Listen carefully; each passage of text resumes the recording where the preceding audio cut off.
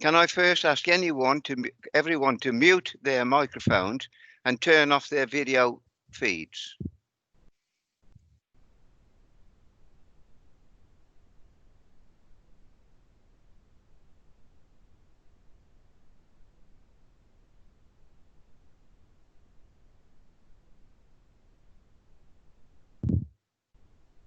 Members of the public are welcome to view the proceedings, but should not make any contributions at this meeting. Please remember to unmute your microphone and switch on your video feed when your turn is to speak. Speak clearly and slowly into your microphone. Members wishing to speak should indicate using the Raise Your Hand button on Microsoft Teams. If you do not have that, please indicate using the chat facility. I will invite members to speak at the appropriate time. May I ask everyone to be patient with the use of this technology. I apologise in advance if we experience any unforeseen difficulties, which we shall try to resolve. Can I invite members to join me in the Lord's Prayer with using the traditional words? Our Father, which art in heaven, hallowed be thy name.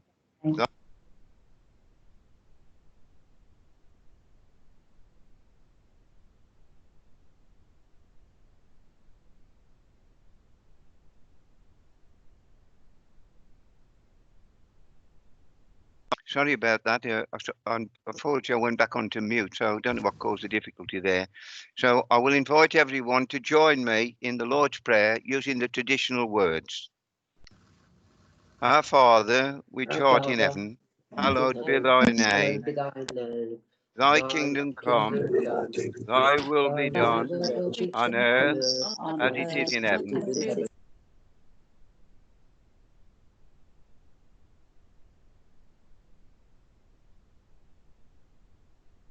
And forgive us our trespasses, as we forgive those who trespass against us. And lead us not into temptation, but deliver us from evil. For thine is the kingdom, the power, and the glory, forever and ever. Amen. Before I ask for any apologies, I do apologise, but I seem to be finding that I keep getting muted, and I don't know why, but I keep getting myself muted, but I hope everyone can hear me now. Are there any apologies for absence, please?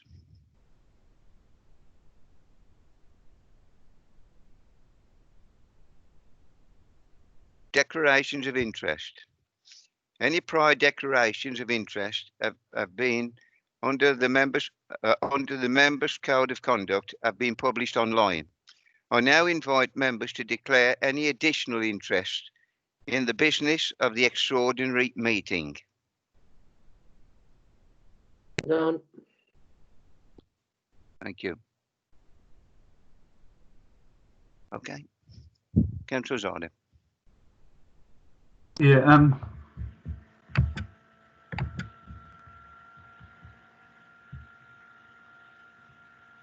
hopefully you can hear me now.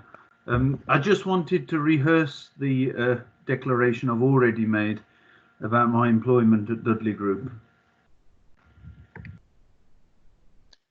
Noted. Thank you, Councillor Zarda.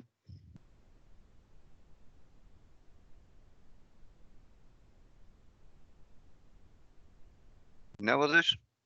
We'll then move on to the freedom of the borough.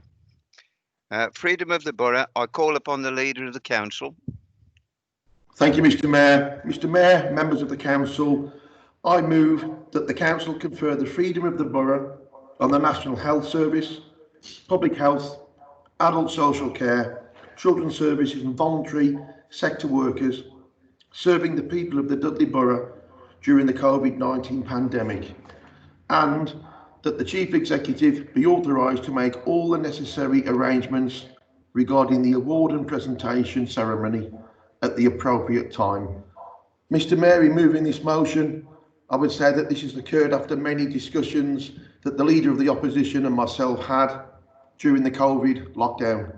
Both of us, even as long ago as April, believe that the day would come when we, the politicians, would have to acknowledge and pay homage to the people who not only kept the vast majority of us safe and well, but also in the case of Dudley MBC's own staff, kept it business as usual. One of those discussions, Mr Mayor, between Councillor Zarda and myself back in April was that we should, when the time is right, reward those frontline NHS staff, the carers who work for Dudley MBC staff who work tirelessly for our residents, delivering services and maintaining a good standard of service whilst the pandemic was at its most savage. We shouldn't forget, Mr Mayor, the contribution given by the voluntary sector, who gave up hundreds, if not thousands of hours between them to assist neighbours, loved ones, strangers and their communities. Mr Mayor, this award isn't the end of our saying thank you. It is only the beginning. And although I myself have some ideas on how to reward, in particular, our own staff at a future date when it is safe to do so, it will be interesting to hear the views and contributions over the next couple of weeks and months from colleagues around the chamber as to how any further recognition is delivered. Thank you, Mr Mayor. I then call upon the Deputy Leader to second the motion. Mr Mayor, it formally seconded, Mr Mayor. Does any member wish to speak on this item?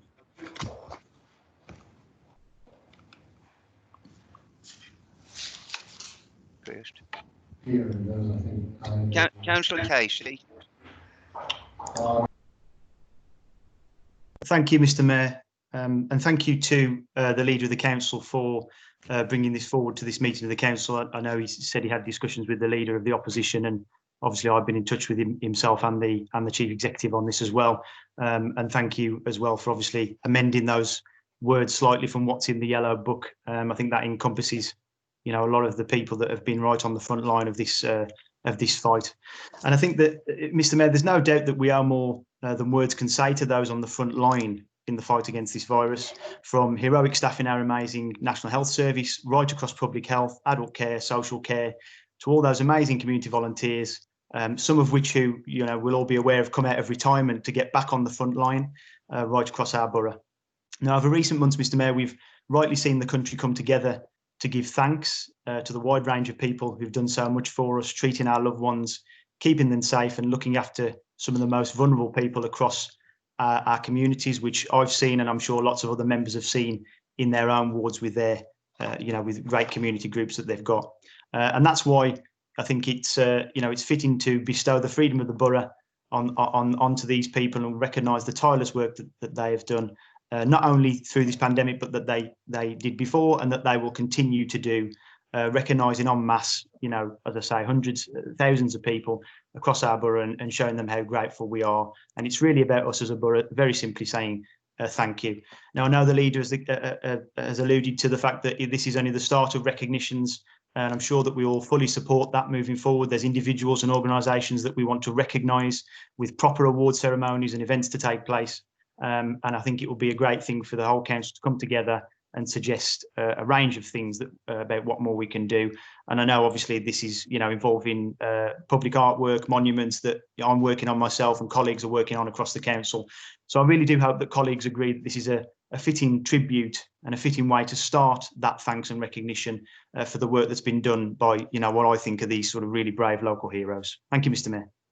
Thank you, Councillor Casey. Councillor Zarda. Thank you, Mr Mayor. Thank you also to the Leader of the Council and also to Councillor Casey for bringing to life at least the start of some form of recognition. I think it's fair to say no matter what anybody does in this meeting or subsequently, we'll never be able to thank those people who have put their lives at risk and in some instances lost their lives to make sure that other people were able to spend more time with their family as a direct result of the care that they received. And having been at Dudley Group through this pandemic, I can tell you that those nurses, doctors, AHPs, carers and everybody else were working through personal fear because nobody necessarily knew the consequences of this virus. to make sure that they put a brave face on for those family who they were caring. And I can tell you those discussions that took place with families to try as best as possible to navigate a very dangerous virus, as well as enable some form of contact with family members who were obviously very concerned about their relatives, is something that nobody would ever be able to find a solution for. And our colleagues over in Dudley Group were able to do that on a day-to-day basis. Those nurses, those doctors, those AHPs deserve much more than whatever we can give them. But this is a start to say thank you. And I do hope that we can work together to think about how we can reward them, not just today, not just on a clap on a Thursday, but every single day that's necessary, because many of them lost their dear ones and their colleagues up and down the country. You will be surprised how close-knit the NHS is, and some people that know colleagues in other neighbouring trusts will have lost families and friends that they've known for many, many years. So I do want to thank all parties for doing that. I think we've covered all bases. I do want the council to consider the same honour to those people that have worked in bereavement services, actually, as well. And I was just thinking, and as I was reading this report, that we ought to recognise the massive contribution that the bereavement services in this borough has done in managing those people whose lives were lost untimely. So if it's not too much trouble, if I can ask for that small amendment, it only just came to me as I was thinking through my contribution. Otherwise, I would have raised that much, much earlier. Many thanks. Thank you, Councillor Zarda. Councillor Phipps. Thank you, Mr. Mayor. I join with the tributes that have been paid so far towards everyone working within the local health, social care and children's services sectors. Every one of us will have stories about the people who care for us and their families at our most vulnerable of times, and this time has been no different. We've got local heroes who have saved people's lives in all of these sectors, and I know that our gratitude and thanks will be unanimous right across the council. In particular, I do want to mention friends of mine at West Midlands Ambulance Service. I know many people who have worked or still work in this service or work in the call centres that support the ambulance service as well. And I know that we've got members in the council as well who also work for the ambulance service. Right at the beginning of the pandemic, I heard first-hand accounts of just how they were responding on the front lines in the battle against the virus, and they really do deserve the full recognition from us for their contributions and the sacrifices that they have made to look after others at this time. I also wanted to take the opportunity to highlight some other local heroes, the people that have gone above and beyond for others during the pandemic, especially those who in the course of their work have demonstrated leadership and everything that embodies public service, whether they are within the public sector or not. In response to the pandemic, I know that DCVS launched an appeal for people to help others with their food shopping, befriending, getting prescriptions and other essential items for people who aren't very well or people who are isolating or shielding. Hundreds of people put themselves forward across the borough, and that's in addition to all the people that signed up to the NHS Volunteer Responders app. I know colleagues that have signed up, I signed up, and actually, to be fair, I know people who weren't able to do much help because there were just so many volunteers. So I wanted to give a shout out to them because they've really done a good job as well to support people. That appeal was supported by Black Country Radio, who used their resources to set up the telephone line that supports the Pleased to Meet You service that's run by our very own team as well. They've been able to get supplies to people right across the borough who couldn't leave their home. In a similar vein, I wanted to recognise some particular members of staff in my area who have epitomised the response of other members of council staff working on the front line. Zoe Grazier, who works in Dudley Council Plus, she took a call from an elderly resident who suffers with a number of conditions, including food allergies. Wanting to make sure that the resident was well cared for, Zoe made personal arrangements for them to get their foodstuffs for their allergies and also offered to support them with shopping. She was on the front end of a service that involved 4 different council teams, all working together to help residents out.